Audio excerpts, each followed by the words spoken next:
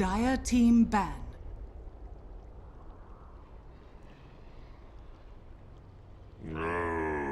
Ladies and gentlemen, welcome back to Captain's Draft 3.0. We've got our second series of the day set up here. Stake versus Power Rangers. This is lower bracket. It's all on the line. They're both fighting for survival here in the first round. The qualifier stage, the first of three for the third edition of the Captain's Draft, brought to you by Moonduck and Dota Cinema. I'm Zyori, joined by Draskell as well as Pimp Muckle on the helm for OBS. Andy, we had a long break. I know you filled up your belly. I nibbled on some chocolate. I am ready to rock and roll for our second series, man. I just hope I don't go into a food coma like halfway through this game. I did the mistake of eating like way too much during the break, so I'll just have to work it off with a little bit of Dota 2, I guess. All right, I'll try to keep you awake, keep you energized. That titillating conversation about Wim Hof was keeping me happy through the break. But no Ancient Apparition this go around. We do have a Frost Crystal Maiden, Frosty there. At this draft, and all of these bans make absolute sense, and there are still a couple of scary heroes left in the pool here, Draskell. It's one of the more normal banning phases that we've seen, and in regards to normal, I just mean it looks like Captain's Mode bans. Yeah, not it really necessarily, does. not necessarily Captain's Draft, but because we are playing Captain's Draft, that does mean that since that banning phase is so standard, there are a lot less orthodox heroes left in the pool to draw from. Dazzle, of course, being one of the front runners in that regard. I suppose you still have like your Treant Protector that's been seeing a lot of play lately. And then Lesh, also in the Captain's Draft, he's been picked every series that I've cast at least one time. So maybe we could be seeing the resurgence of that hero as well. Yeah, we've definitely been seeing a lot of Lesh. And one hero that we haven't seen much of that, honestly, I thought we would see more is Necrophos. He's made it into a couple pools and really haven't seen much attention go his way. He hasn't really been banned at all, and I don't think he's been picked, at least not in the games that I've seen. But Morphling Tusk, nothing too crazy from Power Rangers. Tusk makes a lot of sense. And we did see a Morphling, we saw a Mason Morphling yesterday, I believe. Worked pretty well. They won that game, right? I think so, yeah. Yeah, Morphling is kind of... He's been gaining a little bit of popularity. Apparently, if you change and double the value of strength and agility morph, the hero becomes even more unkillable than he already was during the early stages of the game. His carry potential is still insane. I think a lot of people kind of forgot about him because his range isn't necessarily great, and his timing is a bit weird. He actually hits a pretty good timing to be able to fight very early on in the game just by having max waveform, and then obviously 1 point into adaptive, a couple points into morph. He's probably one of the best heroes at contesting early and small skirmishes just because he's so durable, and he has a very, very hard-hitting nuke. So I think a lot of people don't like the hero because they say it's a boring playstyle, but I disagree. I think you can fight with him pretty early, so I think it can be fun. Yeah, we've seen a little bit of experimentation with the Aghanim Scepter as well on Morphling, with the replicate that can do some fun stuff with Alchemist, and just the nature of how the replicate can move around the map. So a very dynamic hero for sure. Razor, we talked about in our earlier series. You mentioned, I think, Liquid is the team that's really been running Razor, but in Captain's Draft, sometimes Razor is just really hard to deal with because he's such a damn good laner. He can shut down so many 1v1 matchups, and trying to think about who Power Rangers might match up against Razor in the mid lane there. I think the only heroes... I mean, you could put Mag against him. It's actually not too bad a synergy with Morphling because he's a stat-based hero. Oh, I think that would be okay. You could pick Sniper, but that's like super YOLO. I think Lesh is also a decent choice. Let's see. You could even go as far as to do like mid-Veno or mid-Necro. There's actually quite a few choices in this pool. The damage drain is always going to be annoying in a 1v1 matchup, but all those heroes have either alternative ways to deal with the link or can just outrange it in the case of Sniper. So there are some valid choices left. Okay, alright, fair enough. Kunkka, he's made it through a couple times as well, but still ignored.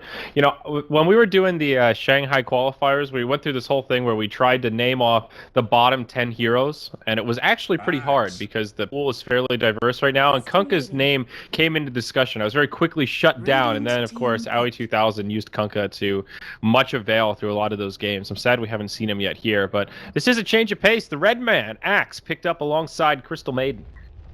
Yeah, Axe obviously a very good counter against the Dazzle. It's some BKB control, which they did not have until they picked Axe. So between Morphling, Tusk, Crystal Maiden, once BKBs come out, a lot of those heroes lose their punch, if you will. And they needed something else on that team that was going to buy time to bridge the gap between when Tusk and Crystal Maiden fall off, and when Morphling becomes good enough to be able to fight on his own and doesn't really need the backup so much anymore. So it's a solid choice. overall. Their laning phase seems a little bit weird. I think the CM is greedy, but it depends on how they run it. It could just be a typical lane support. And back in the day, like this is a long time ago, like maybe even 2 years, where we saw like Crystal Maiden Morphling lanes, and they were pretty devastating. Like they deal a lot of damage and can kill if you're not actually paying attention. But Stake, they're going for the push here. They got Tiny already, they got Razor, it's a very good laner, and then they have Shadow Shaman. So I think their composition is very well rounded. Whereas Power Rangers, I think this is actually kind of a tight spot for them, because right now it's very difficult to fight into the 5-mana Stake. And I also think their lanes might even be slightly better than what Power Rangers have right now. Alright, and there's that last pick, Lesh. So the trend is going to continue for you here, Draskell. I guess the teams knew you were casting, and they knew how much you love Leshrac, so they're keeping you happy. Yeah, it's just a hero that's always been in the pool. Like every single time that I cast a game of this mode, it's just always Lesh. Sometimes this happens though, you know? Well, he's also versatile. We've seen him even today in a support role as well as a core role. The support was not nearly as scary, but there were a lot of other issues going on with that particular game. So heroes that can just play a variety of roles, kind of like Tusk as well, just they have a little extra shine here in the mode. I like the Stake draft. I think it could be a pretty scary Deathball Dazzle and a Baden. Fun to have together on the same team. Not fun to play against, though. That shit is toxic. Oh, dude, it's infuriating. It is actually like the scummiest shit in the world. I ain't afraid to say that either, because I'm friends with Cinderin, you know? That See, is I tried to be a little scum. PC for it. I'm glad you took the layup and just dunked it on top of Cinderin there. And yeah, Shannon actually really wanted to cast Stake at some point in this tournament, and he didn't get to cast their upper bracket series. So if they lose here, he's going to be very sad. So you're going to have to fill the Suns fan role here and make sure Cinderin is kept an eye upon, make sure he plays up to standards. Nah, I think it's alright. I mean, to be honest, a lot of pro players complain that heroes like Abaddon and Omni Knight, they just don't have a very high skill cap. Like, you basically, all you do is you sit behind a hero and you cast your spells on somebody who gets, you know, stunned or nuked or whatever. It's a very ease of execution thing, which isn't necessarily to say that it's bad. It's just notorious because Dota players have this mentality where if your hero doesn't take skill, then it's just cheese. By the way, look at this Abaddon set here, Draskell, that Cinderin's got. This is a new set, guys, and it's available for purchase. Enigmatic Wanderer set. Could get the sick Lesh set that Recovery's not using, but look at how cool this Abaddon is. Beautiful. And second, it's actually pretty sick. Bardiche or something. It's fucking crazy looking. Yeah, dude, that weapon's less. The horse looks sick as well. Sorry. It's like it's not a horse, it's a ram. Alright, the dream. You can look awesome while you're being a scumbag playing ABBA. Yeah, so for all you offline ABBA pickers out there, we've got the set for you. And that's actually a very cool set. To be fair though, most ABBA sets look pretty cool. Like, it's actually hard to make that hero look bad. He has a badass model, just in general. I mean, Arthas is a badass, just like character model in general. All of it is, you know, Death Knights are just fucking cool, man. There's no way to make a Death Knight and have it be lame.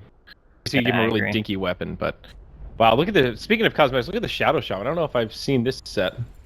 This is the Arts and Crafts Shadow Shaman, actually. That's what I like to call it. And he just looks ridiculous, to be honest. It does look like something you would make in Arts and Crafts, though. I think there's a Witch Doctor set that looks somewhat similar, where they turn his face into a beak. No, it's the flat one that looks like you just cut out a cereal box and just fucking slapped it on his face. I mean, I'm always a fan of that kind of stuff. It's like those, you remember those shitty cosplay videos that were on the subreddit like last year? I don't know what it looks like. Shadow Shaman shitty cosplay, bird edition. Yeah, so, Cinderin starting in the jungle here. Cinderwin, a couple of Dark Trolls swinging that halberd, whatever it is. Shout out to Galblack. Yep. Iron Talon, level 1, baby. It's one of those things, though, where in this game, he's actually making a sacrifice by doing this. Because you can't really do anything for mid, right? Like, just sitting there on ABBA, you're not really going to be able to influence the 1v1 matchup one way or another. I think Lesh actually does okay here, because you can just level Lightning and spam it out. Or you can maybe go for the Edict build that we saw some people doing earlier. Cinderin getting kind of low here. Oh, Big Nom blocks him out. Then pops the Aphotic Shield, starts to rotate around, trades a couple of last hits. He is level 2 with that first point in the Cursed Furnace. So harder for Big Num to trade last hits, and he will have to back out a little bit here. But at least pressuring Cinderin, not letting him free farm in the jungle.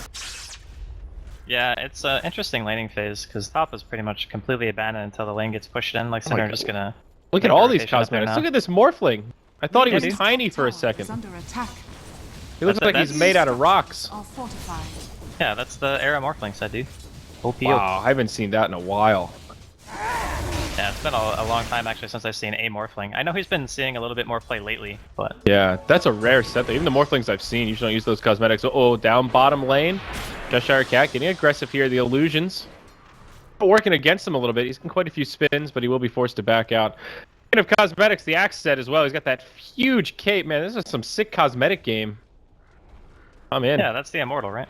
Yeah, it is. But with Axe, you can trick him out because he has so many damn immortals. He's got the helm, the chest, the cloak, and then he's got that huge scythe. You can make your Axe be particled out and have the little armadillo Draskell. You need the Wormguard Edge or Wyvernguard Edge, whatever the heck it was called, the TI2 axe. That's the dream. Mm-hmm. I think that thing's pretty expensive. Yo, dude, I had like 10 of those things, and then I gave them all away. Now I'm sad. Oh, man. Oh. Top. Cinderin getting dove on here. Big Numenillion. There it is. Waveform. You were talking about it in the draft, Rascal. Power of the Morphling early on. Even just 2 points in waveform. Very mobile. Nice little chunk of damage, and it'll be the Abaddon that dies first. Yeah, it's a fairly low Cinderin, cooldown as well. It happens. I mean, he was trying to just get as much as he could out of the laning phase. The whole purpose of picking Abba and doing the choke point jungle like he was is, obviously you're not going to be able to contest the lane in the first few waves, you just get hard zoned, and you're not getting anything. So he gets level 3 at 3 minutes. That's actually not too bad. The lane's still pushed in such a way that he will continue to get experience and gold if he's last hitting well. And I think that death, maybe not necessary, but at the very least, he's still getting a decent chunk out of the first couple minutes. Yeah, definitely true. Checking in on the mid lane, kind of a wash. Both heroes with a couple of denies, quite a few last hits. I'm glad to see Slicks on a team, though, man. There's a lot of names on the staying side that I'm friends with slash know well from Han, and Slicks is one that I've just been waiting for him to break out and finally find a Dota team. It's been a while, man. He was so good in Han, and then his transition to Dota 2 was very difficult. I don't think he put as much time into it, maybe, as he put into Han, at least as far as I know. I mean, I don't know what his personal effects are like. I'm actually not sure how old he is. I don't know, like, if he's a student or if he works full-time or what. But... He's in his 20s, I'm pretty sure. I think he's a couple years younger than I am. Well, I mean, I guess everybody is, but... Yeah. He was notorious for winning his lanes with, like, a 200 ping disadvantage. Yeah. Like, that was what I remember him doing. Because I used to play with him a lot, because he was in DWI, like Toronto and all those guys. I used to play with him quite a bit. But yeah, he was always extremely good. Yeah, he played a lot of 1 when I was casting, when he Frenetic Array. He played like Forsaken Archer, those kind of heroes, but really just good lane mechanics is what he was known for. But yeah, the ping, I think he's from New Zealand, so ping was always a problem. But he's a really cool player. He's really very cool, calm, and collected, and he used to be a drafter as well, so he's a good. Does he draft for this team? Do you know? I didn't even look in the draft stage. I don't know who their drafter is. I think they probably just have like a team effort, but it's most likely, I would guess, Cinderin, right? The team effort. Yeah, that's a good point. I mean, I don't think I'm sure that Fog probably has some input and maybe Seal Kid as well, but it's very atypical for like safe lane position like to draft, you know, Era. I'm not saying he can't, but it's just like really uncommon. It is atypical, that's for sure. This Tiny's doing pretty well. Speaking of Era, number 2 on net worth overall. His CS is tied with the Morphling, and about what you hope for. Axe level 5, so he's having an okay time out of the lane as well, but a pretty solid laning phase. Aside from that 1 death on Abaddon, he's spent a lot of time in the jungle, still doing quite well, almost level 5 himself. This is a pretty even laning phase here, Draskell. Everybody's pretty happy with what's going on. Happy little trees. Like outside of the first blood, it is definitely favoring Stake, just because their offlaner is getting quite a bit. I mean, I suppose the Axe is not too far behind. Actually, a little bit ahead. He just dinged level 5. Yeah, and experience, and overall CS is a little bit behind, I suppose. The other thing too is Cheshire Cat's item timing is going to be more important to him than whatever Cinderin wants to go for. Like whenever they feel that they want to push, which is probably just going to be when Fog hits 6, they'll just go in, drop wards on a tower, or try to go for a kill. Because again, it's very difficult to fight just 5 versus 5 into what Stake have, especially if they're allowed to get their siege going before you react. So ideally, Cheshire Cat gets blink, he goes in, maybe like Morphling or Tusk follow it up, they get a really quick kill and they can take the fight from there. But if Stake are allowed to set up, you pretty much can't walk into it anymore, it's just way too scary. Yeah. I think Era goes Blink Dagger here. Is that just the complete necessity for a Tiny without a Wisp? I think it would make sense because their team kind of lacks pick. A lot of the time when you have this really dangerous 5-man potential and good push, the best way to complement the lineup is by getting an item that allows you to pick out a hero out of position, especially on a hero like Tiny who does so much damage so fast you can just get that kill and ensure that you can push off of it, which is very nice. So that's why I was speaking towards the lineup being well-rounded. They can pick, they can push, and they can team fight, and their team fight like 5 versus 5 is very, very dominant. Yeah, they probably don't want to go super late, but they've got plenty of kind of early late game carry potential as Tiny continues to scale and stuff. So, all right, more farming, Cinderin up top. Thinking about initiation, perhaps. J4 hiding in the tree line. They did have a lane ward down, like right here, but it got countered by that sentry. I put it down in range of the sentry, so a little unfortunate. It's a very common ward spot, though, to be fair. Slicks. Caught out in the mid, but he's got support. Dazzle's there nearby. Turn and steal a lot of damage. About 50. TP reaction, but no blood drawn. Fog's getting a lot of experience as well. Shadow Shaman's level 4 already. Yeah, both teams are playing it fairly greedy. Like, no one is putting a whole lot of emphasis towards going for kills. They just want a stable early game. Like, PR needs their blink on their axe, and Stake, they're probably just going to go mech on Slicks, and then they're going to go for the 6 on Shadow Shaman, and that'll be their timing. I suppose Era is actually going to have blink before Shadow Shaman even hits 6, which is, like, good, honestly. Just because you can get your combo going so much faster. Era is already, what, the 4th of the way into level 8, which means this combo will be maxed out soon. Yeah, I mean, that's...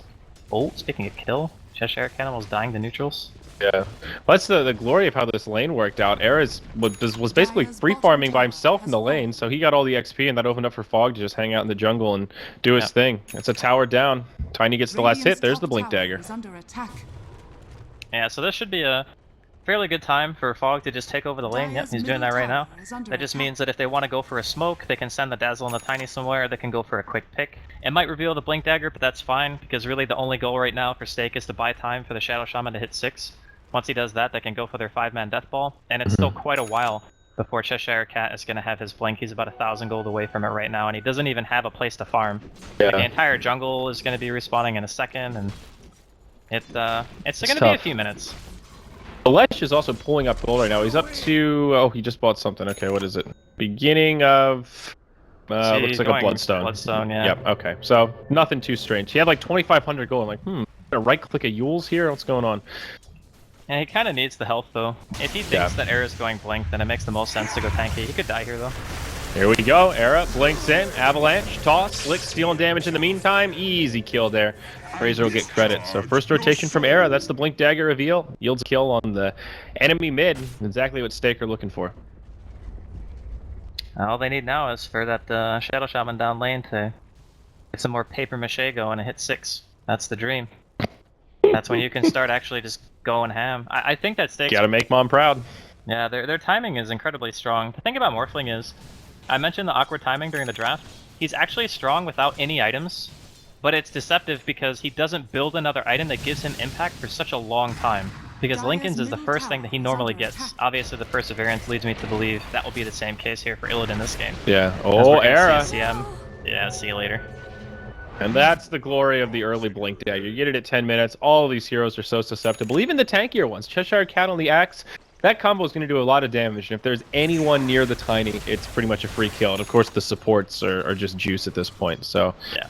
Good stuff. Even the Tusk, he's only got 780 HP right now. He went for phase boots instead of power treads. So, doesn't have that extra little bit of strength in case he gets initiated on. It helps him keep the static link, and I think he's feeling fairly confident with a Abba and a Dazzle to not have to itemize for nothing but health. Although, interestingly enough, Cinderin opted to go for drums. So they are going for like full-on chase, try to just get as much as you can from the team fights, instead of going for the more sustain-oriented route with the Dazzle. But here comes the level 6 smoke. Yeah, exactly. So we'll see where they go. Looks like wrap around in the mid lane. Dire with a pretty defensive posture right now. You look at Radiant Vision, and they don't see a hell of a lot. Only the Morphling farming up top, and everyone else is just so far back. I think they're going to have to be patient on this one if they want to find a kill. Maybe they can poke into mid and out the Lesh. A kill is a guaranteed tower. Like, if they get this kill, he's dead. I mean, there's 5 heroes here. Even if he just backs off, they drop wards, and it should be fine. Smoke's just about to expire, though. Oh, Lesh, he's getting close. They see him. Era grabs him with the combo, gets him down low. Other shock will finish him off. Actually be Era that gets the last hit with the punch, but like you said, quick pick leads into a They're tower. gonna And go 2 towers here. I think they save wards. Yeah, Yeah. drop wards on the tier 2. The Morphling already got the tier 1 up top a while ago, so he's going to press into the tier 2, but there is a glyph for the Radiant, and they should easily win this trade and be able to defend top without too much trouble. There will be a dire glyph, of course, after the tier 1 goes down, but they're in good shape. Even drums used by Cinder in here. The damage is real. They're going crazy. Chop that wood. Come on, Steak. They might actually try to go for picks when they back. I don't know if they're gonna have time though. Oh, they don't have a smoke? Okay, never mind. I thought they were gonna try to pick off stragglers. Bignum had a smoke, but they didn't want to go for it. Just too dangerous to try to fight into 5. Yeah. Nicely done by Steak, though. Crisp execution. Nice play to save the wards there. Give them a nice little gold lead for now. They'll get Shadow Shaman level 7. 1,400 gold, so 2/3 of the way to the Blink Dagger. And Tiny, I guess you just start working on the Aghanims now. He's got 1,300, so we'll see what he goes for. I could just be casual drums if he wants to snowball super hard. I think both choices are reasonable. They could actually end the game very early with their lineup. Slicks is living life on the freaking edge right now. Doesn't even know it. Yeah, smoke rotation from Power Rangers. This is, what, a 4 stack that he's working on? A 3 stack? Yeah, I think so. Oh, That's man. smart. They're not going to find him. Maybe, just maybe, the smoke expires. There we go. Slicks caught by the Berserker's calling. Oh, mama. Razor's tanky, but that'll be a freebie. Cheshire Cat. Easy calling blade there. That's unfortunate. They'll try towers. It's not like too bad, honestly, for Steak to lose that one hero. It's a lot of information gained. And the other thing too is, when you start to get more towers as Steak's lineup, and you start like threatening the tier 3s and whatnot and going for Roshan, it becomes even harder for PR to actually fight. So I think like taking a straight up tower trade, while it's the only thing that PR can do and feel confident in, when they are trading and Fog doesn't have to drop wards, he can also continue to do what he did mid, which is get the first tower and then drop wards on the second and force PR to either react or sack the tower, and they will push faster because they not only do they have a Tiny, but of course they have the Master of wards too. Yeah. And Tiny's real pushing power hasn't even opened up yet, and that's the scary part. Yep. He's pulling quite a bit of gold. He could just be going for eggs. Yeah, I don't think he goes drums. They already have 2. Slicks went drums as well as Cinderin. Oh, 3 he did drums too. is a little... Okay. Well, little it's fucky. not really so much about buying more drums is bad. It's just the idea of what your lineup is meant to do at what point. I don't think Steak want this game going past like 30 minutes. I think they just want to end it. That's why I said that he might buy drums. Okay, I see. Well, here come the wards on the tier 2. Looks like PR want to mount a defense this time, though. Here we go. Snowball in. Berserker's call onto Era. Catches Cinderin as well. But of course, he's got the ultimate. That'll bring him back up. Cheshire Cat taking huge damage from Slicks. He'll barely live, but recovery. Not going to be so lucky. Finishes off Dazzle before he goes down, but Lesh is dead. A 2 for 1, soon to be 2 for 2 as Slicks cleans up Tusk. They find J4, and it's State Gaming that are just starting to overrun them. Illidan goes in. Very ambitious. Morphing strength, and now Cheshire Cat with a big Berserker's call. Man's up, gets the Shadow Shaman, but it does cost him his life. 3 for 4. Illidan trying to get aggressive on Slicks. Waveform catches him. That kill, and it's an even trade in terms of heroes down, but Steak do finish off the tier 2 tower that they originally came for. And in all honesty, I would still say that PR are decently okay with that. They lost 2 cores, but at the end of the day, Illidan lives for the team fight. He finishes his Lincolns, and again, showcasing how durable that hero can be. Just a little bit of overextension by Steak, not waiting to just fight around their wards. The only thing that you need to get there is the tower. You don't need to force the engagement super hard. Worst case scenario, you wait for another ward cooldown, you go for Roshan. It's still kind of hard for PR to fight into that enclosed space. So, I don't know. I think that fight was a little bit too risky from Steak. Yeah. Maybe a little ambitious. Their lead is actually not that big. It's about 3k net worth, but it's all tower gold at this point. You look at the experience graph, and it's actually PR that have a slight edge, even though it's still rather even. And they've got a completed round of items now. Of course, the Blink has been out on the Axe, but now Lincoln's is completed on the Morphling, and Recovery has the full Soul Booster now. So they're getting a little beefier. And the tankier they get, the harder it's going to be for the Tiny to have the impact that he wants. And there will be a stage where the Morphling and the Axe are just going to be incredibly annoying. You're always going to have Static Link, which is going to be nice for them, but the support damage scaling is going to fall off heavily. And keep in mind that they do not have the tools to kill a Morphling in late game. They just don't. Yeah. Like, Morphling used to be kind of 50-50 against Tiny because his attack range was such that if you tried to like waveform in, you would get craggied at the beginning of your auto attack. That doesn't happen anymore since they nerfed the interaction. You actually have to hit the hero before you get craggied, so there's not going to be any more of this random waveform in, instantly get stunned crap that used to always happen. So I do feel like PR's mid-late game is just as good, if not even a bit better. Interestingly enough, Era went back for a Midas after the Blink Dagger here. So yeah, that's bizarre. Not sure if they want to close it. I mean, again, Tiny's one of those heroes that really benefits from the attack speed, so it could let him kind of snowball more, but we'll see. Speaking of snowballs, Big Num falls short. Slicks comes in to defend his Dazzle, stealing big damage here. He's going to chase him down, and a few attacks with the whips will bring him down. Tusk dead. Slicks gets another one on the scoreboard. So a nice turnaround to keep the Dazzle safe. Dazzle bait, baby. Radiant's middle tower is yeah, under I mean, attack. it's one of those games where one or two big team fights could just crack the entire game wide open, one way or the other. The thing that's really dangerous about Steak's lineup is, even if you're winning and you're playing against that, if you get caught out one time out of position, like Tiny with Aghanims eventually, Mass Serpent Wards, you could just lose a set of racks. Yeah. And that's one thing that PR are always going to have to be very cautious of, because they just don't have that great a mobility. The heroes that they have during team fights, like you have some Blink Initiation, speaking of, Cheshire Cat. See you later. Well, there was an axe there, but Yeah. yeah, that'll happen. Here's Easy the Roche Roche. rotation here. Radiant's top tower Yeah, that kill is under really attack. important for them. It'll help them secure the last tier 2. It'll give them the map control they need to restrict PR's movement for a little while. Of all It's the kinda- heroes as well. I mean, they could still snowball in, but Axe is like really the big threat around the Roche pit. If you know he's dead, it's pretty safe. Yeah, exactly. It was like the best hero to kill, pretty much. It is the only hero with initiation power too, besides Tusk. And Tusk is not really the same as getting like a blank call on like 2 or 3 heroes. Yeah, Radiant's definitely bottom not. tower is under attack. All right, well, the Morphling is farming pretty well, but now I feel like Stake are actually starting to regain some control here. That Roche is really huge, and now they've got the Aegis up on the Tiny. That'll give Era a little bit of breathing room here, and I guess now you definitely go into Aghanims after you pick up the Midas? I would imagine so. The only reason I think he gets Midas in this game is because he might not feel confident in their ability to high ground maybe as fast as they wanted to. Like maybe after that top team fight he just decides, I'm going to buy Midas instead. I think the game might stretch out a little bit longer than we wanted to. And having that Midas will help him because he obviously the attack speed, like you mentioned, helps him a great deal, but having the continued item progression when he knows that Illidan pretty much just wants to farm this game, it just helps him stay relevant. Right, okay. Well, smoke now from Stake. Flick goes in on a Cheshire Cat, breaks the Blink Dagger. Era with a Blink Avalanche from the side, TP home, but there's the Hex. You're not going anywhere, Axe. And Slicks, or pardon me, Stake with just the offs, man. It's like the last 3 or 4 have just been all kills. Speaking of kills, Illidan will finish off Synderin, but the rotation, and he's gonna get sandwiched here. Avalanche combo. Oh, It's not enough. Mega kill down, and Era gets it. So, all things considered, PR should be pretty damn happy with that trade. They get the pick on the Axe, then they basically end up trading 1-for-1 Synderin for Morphling. They kill the carry, and Era gets credit for the kill. That's just about his Aghanim Scepter. that's one of the best things that could have happened, actually. We'll call that a tactical feed by Synderin.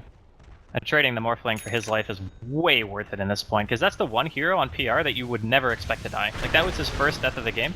But as I already said, it's very difficult for Stake to lock him down, even with things like Shackle. You know, they don't have a hard silence. Keep in mind, Morphling can continually morph throughout his stun. You have to, like, blow him up or silence him to have a reliable method of taking him down. So, getting that kill, very, very big for them. Absolutely. Razor now with a Yasha, probably an SNY coming out for Slicks. There it is, delivered on the courier, okay. And a set of drums for the Tusk, who is smoked up alongside the Axe, bottom lane rotation. Behind J4, what are we looking at here? Era and Fogged.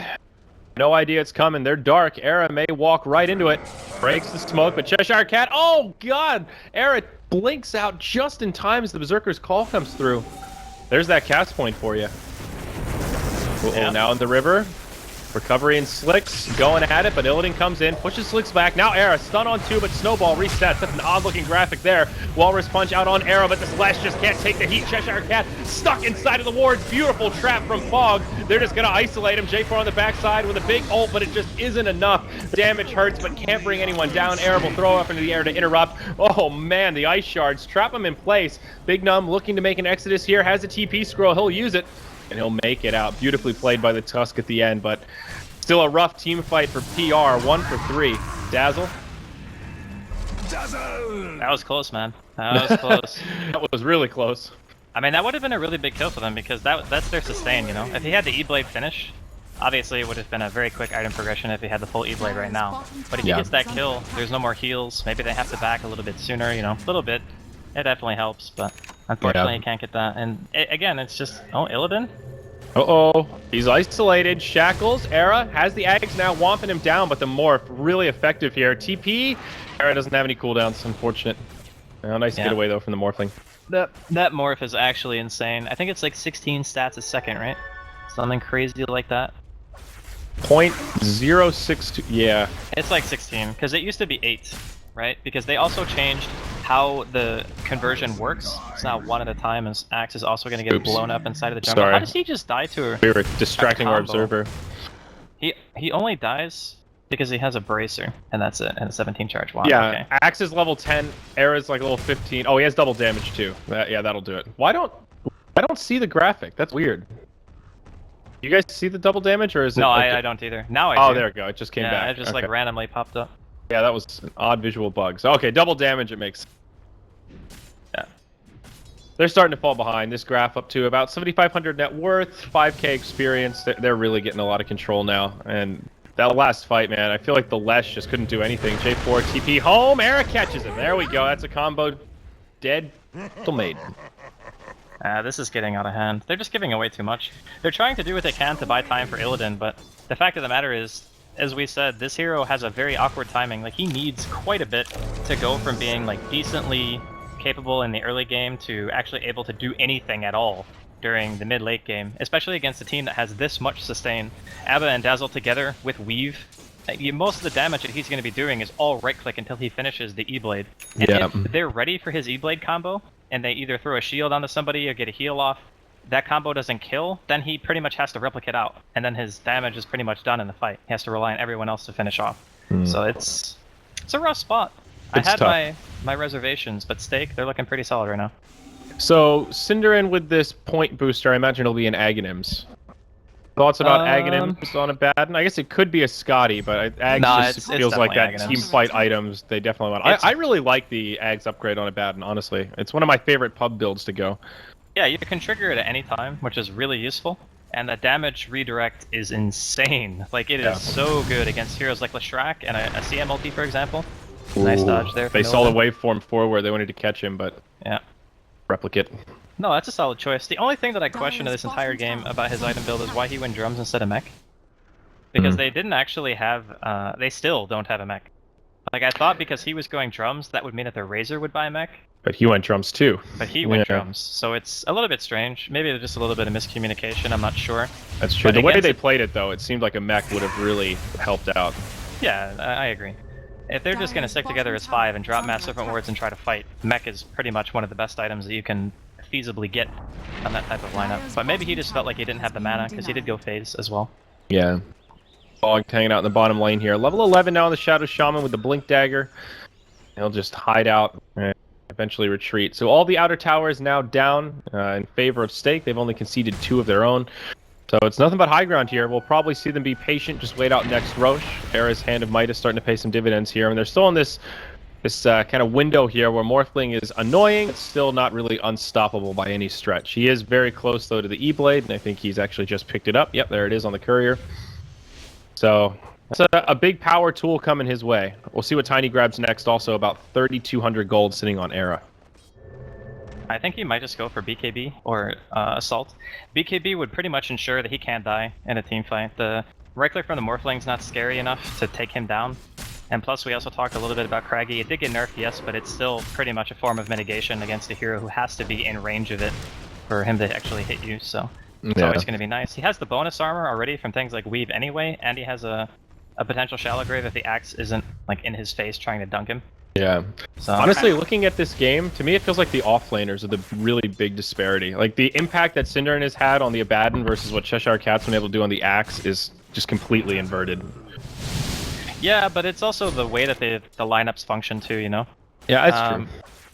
Like, if you're playing Axe in this game, imagine how difficult it is to blink into multiple blink-initiating heroes who can also disable you, Mass Serpent Wards, 2 potential healers, one of which that can dispel. Like, it is just a nightmare trying to find a good blink call as an Yeah. Axe this game. It's just the lineup that they have picked for Stake is very very a counter to an Axe's typical style of play. Like, there just aren't going to be opportunities for him to find, like, 3 or 4 heroes sitting on top of each other. It just won't be there. And it's also just the way that the timings happen with the blink daggers. If you're an offlaner, an offlane axe up against a centaur, for example, and you're sort of fighting for blink timings, it's a little more even. But Stake's blink dagger carrier was their safe lane carry who got huge farms, so he was able to come online way earlier than the axe, which made Axe's life difficult, and it just got worse from there. But we see 2 big item pickups now for Stake, double BKBs, one on the Tiny, one on the Razor. Slick's also level 16, so now Eye of the Storm doing a little more damage. They'll smoke up, go through the Roche pit, head down towards the bottom lane. Looking at Radiant Vision here, they've got some pretty good intel. They know what's going on. There's a ward down in the lane, and they may just go right for it. Indeed, they shall. BKB used by recovery right away. Lincoln's already broken on the Morphling. He'll waveform out, but wards come down. Walrus punts on Slicks will cost Big Num his life. It's only the only kill we've seen so far, and it looks like it's the only one that'll happen in this fight. A lot used for just a Tusk. The combo came out even from the Morphling, and it didn't do anything. Like, the heroes just can't die. They're way too tanky. It's too much sustain. Yeah, they're gonna try to counter pressure other lanes, I suppose. There was the BKB coming out from Era. Kind of figured that would be the case. Do you think they may have intentionally not gotten mech and just said, you know what, our sustain is enough. We don't really need it. Let's get drums instead, so we're all harder to kill. Like, is there any merit to that logic when you have an Abad and Dazzle together? I would say yes if their top team fight didn't go so, like, it didn't go badly, but it could have went a lot better if it had one. That's basically the only reason I was wondering why he didn't have it. I mean, he did shield himself in that fight too, which I think ended up getting somebody else killed, but I don't know. It's hard to say. Illidan, he wants Fogged. Nice. Sorry, Fogged. That's what he pretty much needs to do throughout the entire game now. Yeah. And again, it's very difficult for Stake to kill him, so he can play super aggressive right now. His team's even coming in, potentially, to take a team fight here. Yeah. It's a replicated Abaddon. It'd be an interesting fight. Stake are kind of lingering around. They could just quick pick one and level this out, but they have to choose their target carefully. Illidan, the Lincolns, as well as a replicate Cheshire Cat, misses the Berserker's call, but they get Illidan off to the side. He starts morphing strength right away. They get him to half health, and he will make it back. Now Slicks with BKB on, takes a Walrus punch. Steel Kid back inside. Has to use the Grave. Tusk dies again to the Razor. This is turning into an awkward fight where Slicks is completely isolated. Maybe tunnel visioning a bit too far. He gets decapitated. A mega kill streak down. Now Era goes back in, finds the Lash. No BKB. He'll get comboed down. Cheshire Cat on the run. Blink Dagger up in 1 second. It's like he'll make it out. Illidan and J4 on the high ground. They'll be okay for now. Shotgun clips the Shadow Shaman. Poor Fog gets blown up again. Illidan playing this one dirty with the shot-off shotgun in the back line. My god. Yeah, he's keeping them in the game right now. It's pretty much the Illidan show from now on. A couple of good blink calls and a CM ulti or two can definitely have some impact here. But you're looking to Illidan now to just be like, please, Senpai, carry me. This is what they need. The E-Blade Adaptive Strike combo is online. You can kill either of the supports with it. The damage is completely insane. And he will eventually transition to a point where they simply can't kill him anymore. I think he'll probably end up going for like Manta, Butterfly, or like the Lifesteal route as well. I think those are both good. Scotty is also a solid choice this game if you want to go for like the maximum chasing potential. Yeah. But once he gets like 1 or 2 more items, because of the Tiny's item progression, the way that he built, like he didn't go the maximum farming route. He didn't build AC before BKB. And this BKB was meant to be able to win like the next couple of fights, secure another Roshan, and end the game. That's the important thing. Like 30 minutes and onwards, it starts to become more and more PR's territory. Yeah, absolutely. And you're starting to feel that lack of catch that Stake has in these longer team fights, where sure, Eric can catch somebody when it's a quick pick or at the beginning of the fight, but once the fight starts to break out, PR can disengage really easily. We saw the 10-second BKBs used and the 9-second BKBs, and both times Stake really wanted to commit to a hard fight, and PR were able to just kind of delta split. They took a few losses, the Tusk sacrificed himself, the Morphling played Ring Around Rosie in the back, and all things considered, they mitigated their losses pretty effectively. Stake will grab the second Roshan, though. Aegis of the Immortal goes to the Tiny, so Era will have a second life once again. Completely agree. They need to group up. They need to end this thing soon. At the very least, they need to get a lane of barracks so they have some more lane control pushing in. But at this point, I don't think one lane is enough. PR can hold that off pretty effectively. They need more Draskell. They need a biggin. And oh god, speaking of biggins, a BKB on Illidan. What are we gonna do? They're not killing him, that's for sure. The BKB is the choice that you make when you feel like the enemy team is going to try to just straight up kill you right now, which I think is a fair assessment. because Stake just got that. They got the Aegis. Obviously, they don't know it yet, but Cinderin also finished up his Aghanims at the same time. This is a very strong timing. Speaking of, here we go top. Yep, they're going in. Slick's in some trouble. Walrus punch, but oh, it's a Glimmer Cape. They're lacking on the detection front. No gem, and they'll keep him alive. Now they reset. Cheshire Cat caught by Fog. He takes the shotgun, but he lives. It's a miracle. Morphling wanted to go in on him, but had to back out, and everyone will stay alive. I think it's actually better for PR that they just disengaged there.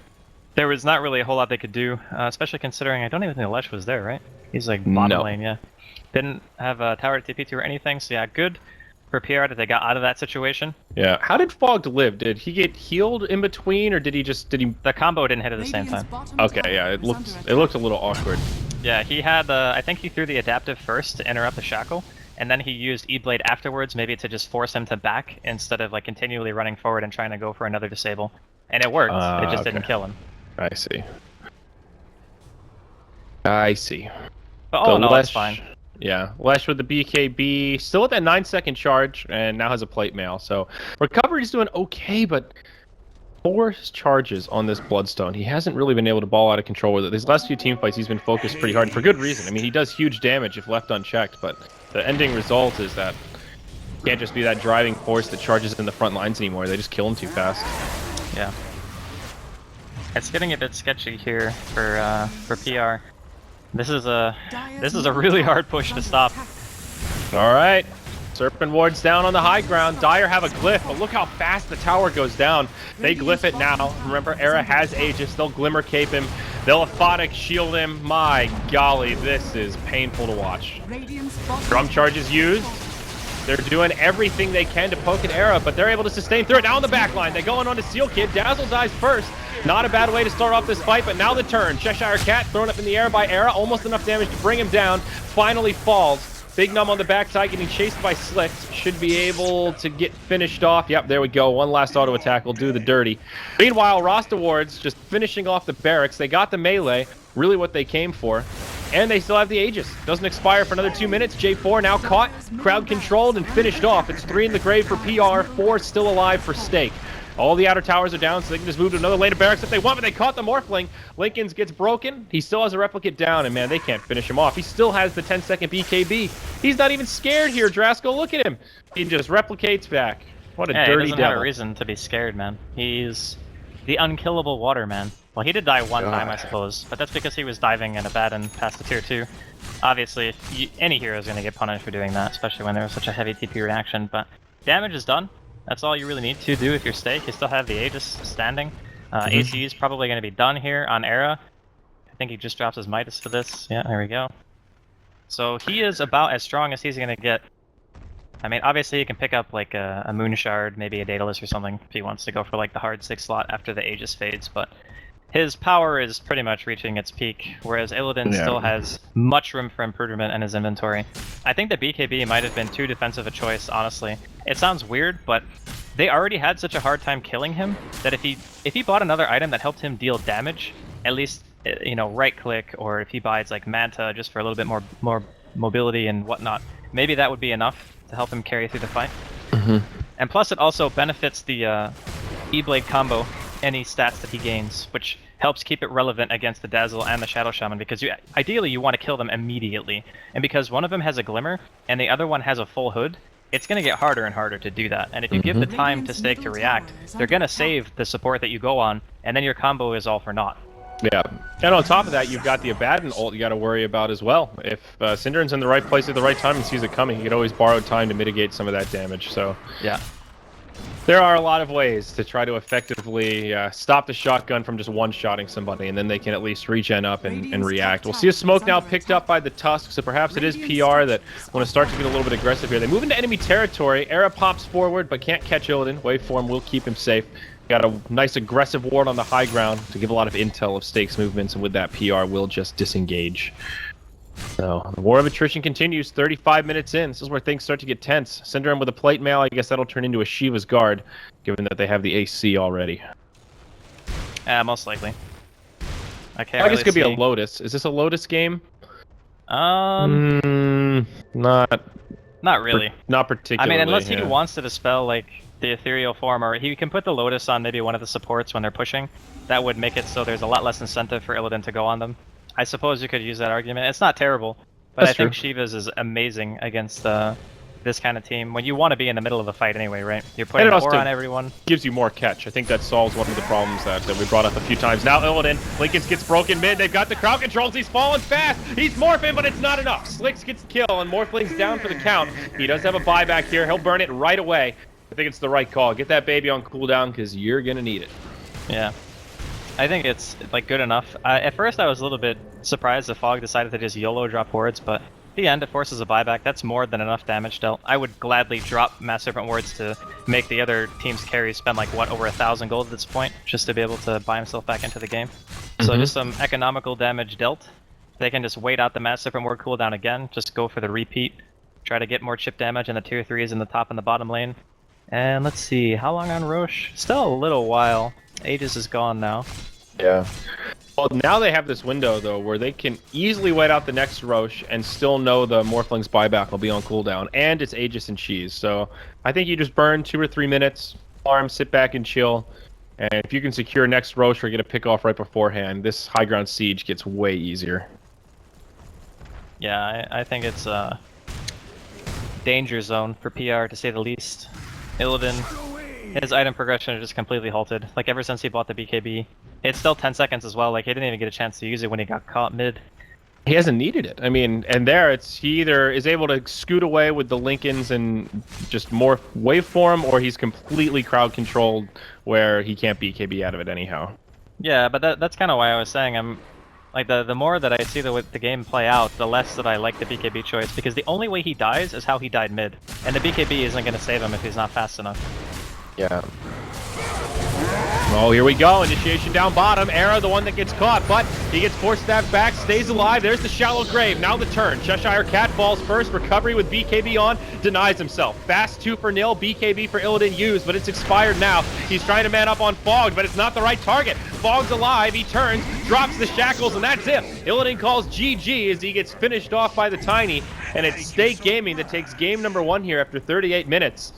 My God, after all that, it seemed like Illidan was really in control for a while, but those last 2 deaths completely cost PR the game as he was stuck without a buyback and dead for 80 seconds. Yeah, that was their last-ditch effort. They knew that the game was a losing battle for quite a while now. As soon as they killed mid, it became like dire straight situation for them. They needed to win a fight very decisively before the next Roshan spawned, or the game was just over. Because there's no way that you can contest Stake in a straight-up 5v5 with the lead